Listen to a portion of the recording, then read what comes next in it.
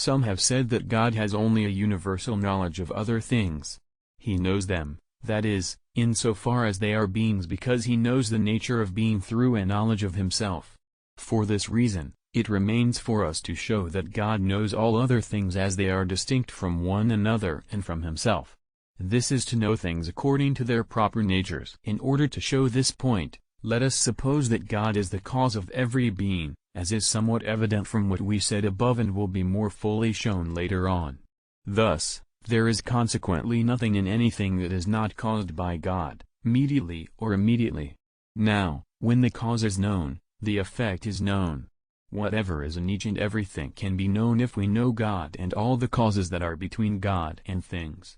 But God knows himself and all the intervening causes between himself and any given thing. Now, we have already shown that God knows himself perfectly. By knowing himself, God knows whatever proceeds from him immediately. When this is known, God once more knows what proceeds from it immediately, and so on for all intermediate causes down to the last effect. Therefore, God knows whatever is found in reality. But this is to have a proper and complete knowledge of a thing, namely, to know all that there is in that thing, both what is common and what is proper. Therefore, God has a proper knowledge of things, insofar as they are distinct from one another. Furthermore, whatever acts through an intellect knows what it does according to the proper nature of its work, for the knowledge of the Maker determines the form for the thing made. Now, God causes things through his intellect, since his being is his understanding and each thing acts insofar as it is in act. God, therefore, has a proper knowledge of what he causes, so far as it is distinct from the others. Moreover, the distinction of things cannot be from chance, because it has a fixed order. The distinction in things must therefore be from the intention of some cause. It cannot be from the intention of a cause acting through a necessity of nature, for nature is determined to one course of action, and thus the intention of no thing acting through the necessity of nature can terminate in many effects insofar as these are distinct. It remains, then, that distinction in things comes from the intention of a knowing cause. But it seems to be proper to the intellect to consider the distinction of things, and so Anaxagoras called the intellect the source of distinction. Now, the universal distinction of things cannot be from the intention of some secondary cause, because all such causes belong to the world of distinct effects. It belongs to the first cause, that is through itself distinguished from all other things, to aim at the distinction of all things. God, therefore, knows things as distinct. Again, whatever God knows he knows most perfectly.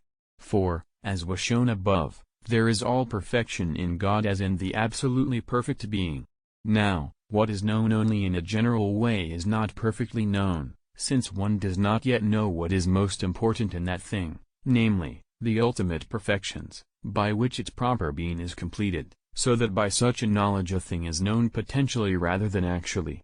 Since, then, by knowing his own essence God knows things in a universal way, he must also have a proper knowledge of things. Then, too, whoever knows a certain nature knows the essential accidents of that nature. The essential accidents of being as being are one in many, as is proved in Metaphysics 4. If, then, by knowing his essence, God knows the nature of being in a universal way, it follows that he knows multitude. But multitude cannot be understood without distinction.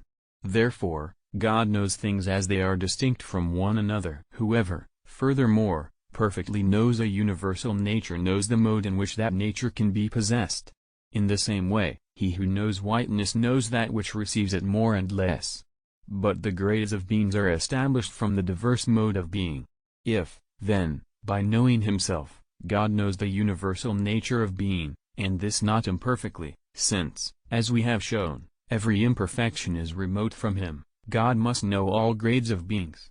Thus, God will have a proper knowledge of things other than himself. Furthermore, he who knows something perfectly knows all that is in it. But God knows himself perfectly. Therefore, he knows all that is in him according to his active power. But all things, in their proper forms, are in him according to his active power, since God is the principle of every being. Therefore, God has a proper knowledge of all things. Again, he who knows a certain nature knows whether that nature is communicable. He who did not know that the nature of animal is communicable to many would not know it perfectly. Now, The divine nature is communicable by likeness.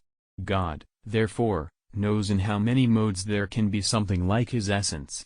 But the diversities of forms arise from the fact that things imitate the divine essence diversely, and so the philosopher has called a natural form something divine.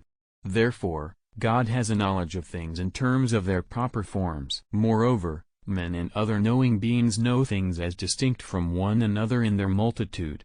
If, then, God does not know things in their distinction, it follows that he is the most foolish being of all, as he must have been for those who held that God did not know strife, a thing known to all, an opinion that the philosopher considers to be untenable in De Anima in Metaphysics 3. We likewise receive this teaching from the canonic scriptures.